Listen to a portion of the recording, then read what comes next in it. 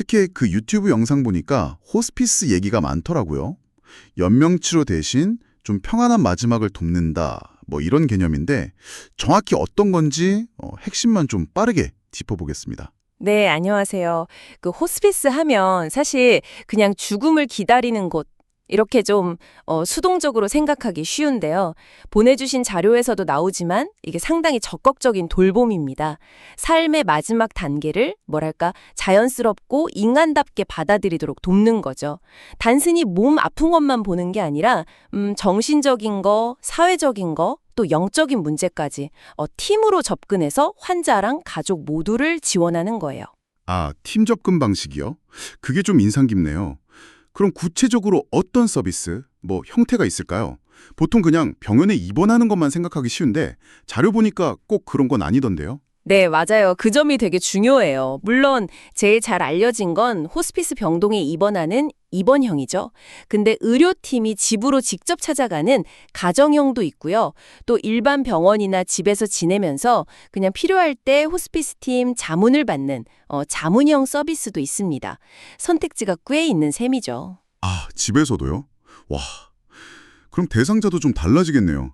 보통 그냥 말기 암 환자분들만 생각했거든요. 정확해요. 여기서 이제 어쩌면 많은 분들이 잘 모르실 수도 있는 부분이 나오는데 입원형은 주로 말기 암 환자 대상이 맞아요.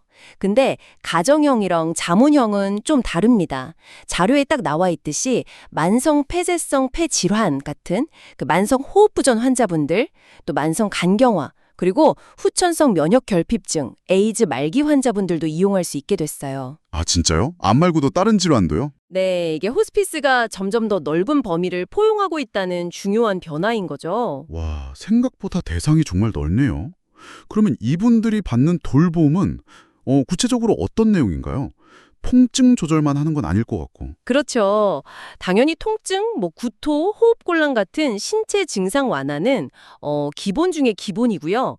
근데 그게 다가 아니에요. 환자 본인이나 가족들이 겪는 불안감, 우울감, 슬픔 같은 거 있잖아요. 그런 감정적인 어려움을 도와주는 심리사회적 지지가 아주 큰 부분이고요. 또 영적인 안정감을 찾도록 돕기도 하고. 아, 마음까지 돌보는 거네요. 네. 그리고 또 중요한 게 사전 돌봄 계획 상담이에요.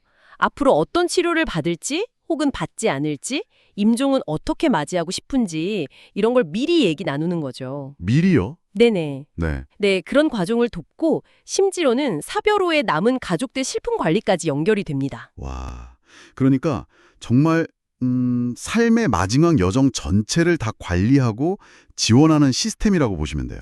정말 전인적인 돌봄이라는 말이 딱 맞네요. 그럼 이제 가장 현실적인 부분, 비용이랑 기간 문제, 이것도 좀 알아봐야겠죠. 입원하면 보통 얼마나 있을 수 있나요? 기간 제한 같은 게 있는지. 네. 입원 기간은 병원마다 조금씩은 다른데요.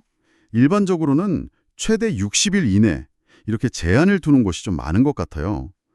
물론 환자분 상태에 따라서 연장되거나 더 일찍 퇴원하실 수도 있고요.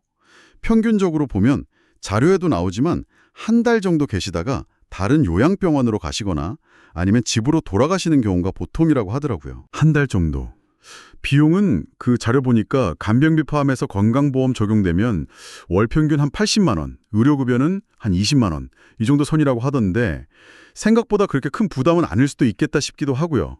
근데 실제로는 좀 다르겠죠, 아무래도. 네, 그 평균 금액만 보면 좀 오해할 수가 있어요. 네, 실제 내는 돈은 변수가 많아요. 예를 들면 1인실 같은 거 쓰면 그건 비급여 항목이거든요.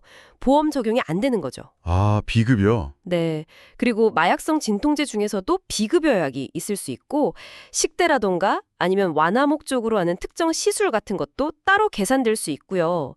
간병 서비스도 어떻게 이용하느냐에 따라 또 달라지고요. 그렇겠네요. 그래서 실제로는 월 한 60만 원에서 많게는 120만 원 사이 이 정도 될 수 있다고 봐야 합니다. 이것도 건강보험 대상자 기준이고요. 의료급여나 차상위 계층이신 분들은 또 다르니까 이건 정말 이용하시려는 병원에 꼭 미리 확인하셔야 돼요. 네, 꼭 확인이 필요하겠네요. 아, 그리고 입원할 때는 말기 상태라는 의사 소견서나 진료 기록 같은 서류가 필요하다는 점도 기억해 두시면 좋고요. 네, 오늘 호스피스가 정확히 뭐고 또 누가 어떤 도움을 받을 수 있는지 그리고 현실적으로 고려할 점들까지 핵심 정보 위주로 짚어봤습니다. 이게 단순히 죽음을 기다리는 곳이 아니라 정말 마지막 순간까지 삶의 질, 그리고 존엄성을 지키도록 돕는 아주 중요한 지원 시스템이라는 거 기억해 주시면 좋겠습니다. 네. 오늘 저희가 나눈 이야기들이 그냥 정보로만 그치지 않았으면 좋겠어요. 어쩌면 이게 우리 각자가 나의 삶의 마지막은 어떻게 준비하고 싶은가? 또 그래서 지금 이 순간을 어떻게 더 의미 있게 살아야 할까? 이런 질문을 던져주는 것 같거든요. 여러분은 오늘 이 내용 들으시면서 어떤 생각을 좀 해보게 되셨나요?